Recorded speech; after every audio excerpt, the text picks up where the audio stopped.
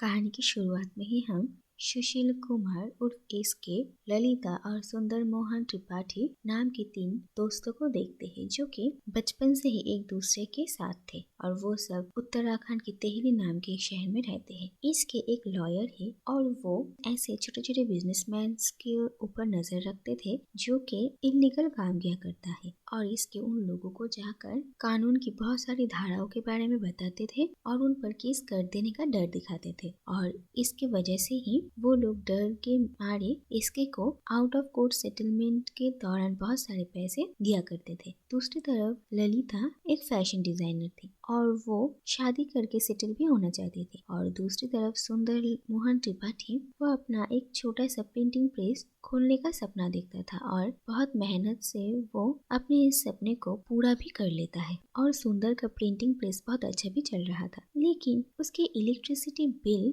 महीने में 1.5 लाख रुपए आती है, जो बात देखकर सुंदर बहुत ही ज्यादा हैरान हो जाता है क्योंकि पहले तो उनके शहर में बिजली की बहुत प्रॉब्लम होती है। आधे से ज्यादा दिन उनके शहर में बिजली रहती ही नहीं है और ज्यादा वक्त सुंदर का प्रिंटिंग प्रेस का काम जनरेटर से ही होता था, तो फिर इलेक्ट्रिसिटी बिल इतना आने का कोई मतलब ही नहीं बनता है। और इसके बाद पहले तो सुंदर एक दिन इलेक्ट्रिक ऑफिस जाकर इसके बारे में पूछताछ करते हैं और वो लोग कोई सोल्यूशन निकालने के बारे में भी कहते हैं, जो बात सुनकर सुंदर को थोड़ी राहत मिलती है। दूसरी तरफ ये देखा जाता है कि एक दिन शादी के लिए ललिता को देखने के लिए एक आदमी आता है और वो लोग एक दूसरे से बातें कर रहे थे। इसी दौरान इसके और सुंदर को भी ललिता की शादी के बारे में पता चलती है और वो दोनों फौरन उसके घर आते हैं और उस लड़के को वहाँ से दफा करते हैं क्योंकि वो लोग बहुत दिनों से ललिता के फ्रेंड्स बने हुए हैं और उन्हें उम्मीद थी कि ललिता उन दोनों में से ही किसी एक को पसंद करके शादी करेगी और उन लोगों को चांस ना मिलने के पहले वो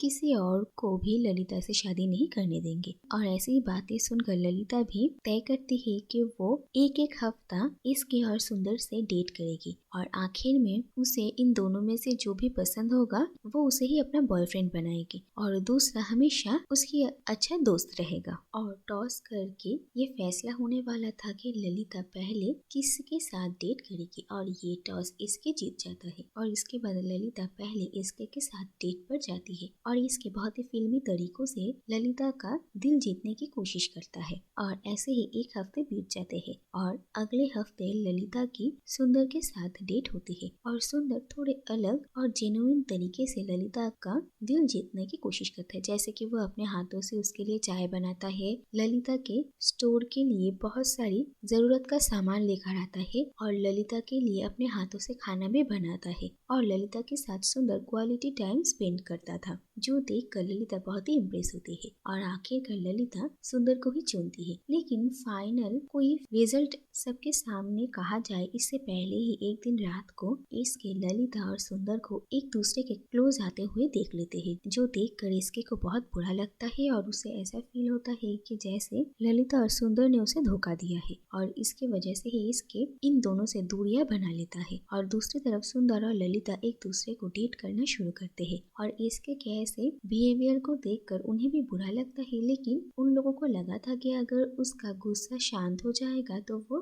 अपने आप ठीक हो जाएगा। और इसी दौरान सुंदर के प्रिंटिंग प्रेस का फिर से इलेक्ट्रिक बिल आता है, जो कि इस बार 54 लाख पे पहुंच जाता है और ये बिल देखकर सुंदर दंग रह जाता है और फिर वो एक दिन ललिता के साथ फिर से इलेक्ट्रिक ऑफिस जाता है, लेकिन इलेक्ट्रिक ऑफिस से उसे कोई हेल्प नहीं मिलता। उल्टा वो लोग तो सुंदर को यही कहते हैं कि बिल जितना भी क्यों ना आया हो उन्हें पे करना ही पड़ेगा। और इसके बाद सुंदर तय करता है कि वो इलेक्ट्रिक ऑफिस के खिलाफ केस दर्ज करेगा और इन सारी चीजों को लेकर वो इसके के साथ डिस्कस करना चाहता था। और फिर पहले तो वो इसके के घर जाता है, लेकिन वहाँ पर उसे पता चलता है कि इसके अपने किसी काम के वजह से दूसरे शहर गया हुआ है और सुंदर ललिता को लेकर इसके से मिलने के लिए वहाँ पर ही पहुँचता है और ललिता थोड़ा परेशान थी ये सोच कर कि इसके उन लोगों की हेल्प करेगा भी या नहीं, लेकिन सुंदर को पूरा यकीन था कि इसके को अगर पता चलेगा कि वो परेशानी में है तो वो उसकी जरूर मदद करेगा। लेकिन इसका उल्टा होता है, सुंदर जब इसके को अपनी परेशानियों के बारे में बताने की कोशिश करता है तब इसके उल्टा ललिता और सुंदर पर गुस्सा निकालता है और उन्हें बहुत ताना मारता है, जो बातें सुनकर ललिता बहुत ही ज्यादा इरिटेट होती है और सुंदर भी इसके के ऐसे बिहेवियर को देखकर उससे कोई भी बात किए बिना ही वहाँ से लौट आता है और सिस्टम के हाथों मजबूर होकर सुंदर धीरे धीरे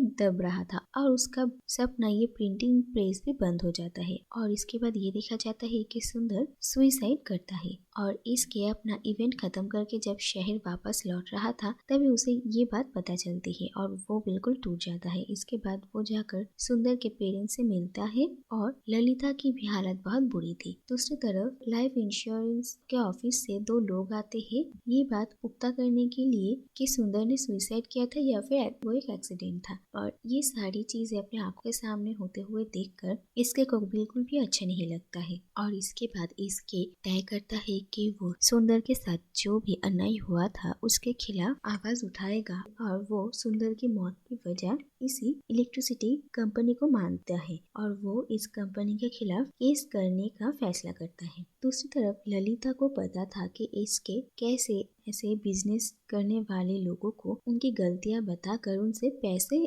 कमाता था और ललिता को लगता है कि शायद इसके इस बार भी ऐसा ही कुछ करने वाला है, इसीलिए वो उसे बहुत ही उल्टी सीधी बातें सुनाती है। लेकिन इसके ललिता की बातों का कोई जवाब नहीं देता और वो अपने कामों में मन लगाता है। इसके बाद धीरे धीरे इसके को ये रियलाइज होता है कि सिर्फ सुंदर के साथ ही नहीं SPTL इलेक्ट्रिसिटी कंपनी की वजह से और भी बहुत आम जनता है जो कि परेशानी में है और इसके तय करता है कि अब सुंदर के साथ साथ वो इन सब का केस लड़ेगा और केस की पहली हियरिंग की डेट भी मिल जाती है। और SPTL कंपनी के लिए ये केस गुलनार रिजवी नाम की एक लॉयर लड़ने वाली थी और केस शुरू होने से पहले ही गुलनार और इसके के बीच मुलाकात होती है और गुलनार इसके को ये कहती है कि वो उसे हरा कर ही रहेगी और इसके बहुत ही कामली गुलनार से बात करता है और वो कहता है कि ये केस खत्म होने के बाद वो दोनों किसी कैफे में जा सकते हैं। जो भी इसके बाद हम देखते हैं कि केस शुरू होता है और इसके सुंदर और उसके साथ साथ और भी बहुत सारे लोगों की इस SPTL कंपनी के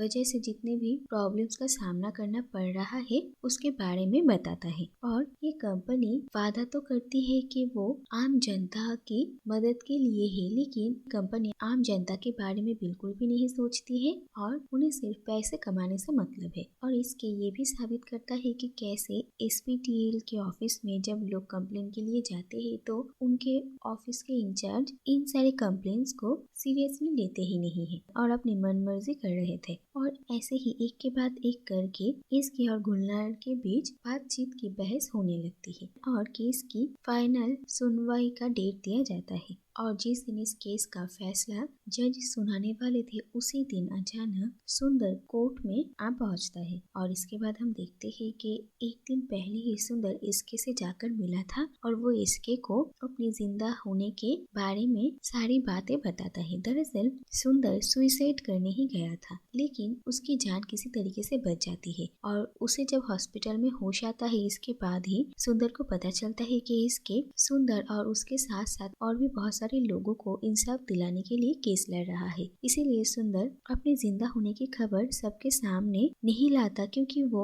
सबके लिए न्याय चाहता था। और इसके बाद सुंदर जज के सामने ये कहता है कि कैसे SPTL कंपनी की गलत इलेक्ट्रिक बिल के वजह से वो मरने के कगार पे आ गया था और सारी बातें और सबूत को मद्देनजर रखते हुए जज SPTL कंपनी को सुंदर को 10 लाख रुपए और बाकी सारे कंज्यूमर्स को 50,000 रुपए करके देने का फैसला सुनाती है। और जब तक SPTL कंपनी ये सारे पैसे नहीं देते तब तक उनका लाइसेंस रद्द किया जाता है। और दूसरी तरफ सुंदर ने मौत का झूठा नाटक करके इंश्योरेंस कंपनी के साथ धोखा करने के लिए उसे 6 महीने की जेल की सजा सुनाई जाती है। और ये देखा जाता है कि आखिरकार इसके ये केस जीत जाता है और कोर्ट के इस फैसले से सभी खुश थे। इसके बाद सुंदर को उसका पूरा परिवार और ललिता इतने दिनों बाद देखकर बहुत खुश थे और फाइनली ललिता इसके और सुंदर तीनों दोस्त फिर से बिल्कुल पहले जैसे ही हो जाती है। और आखिर में हम ये देखते हैं कि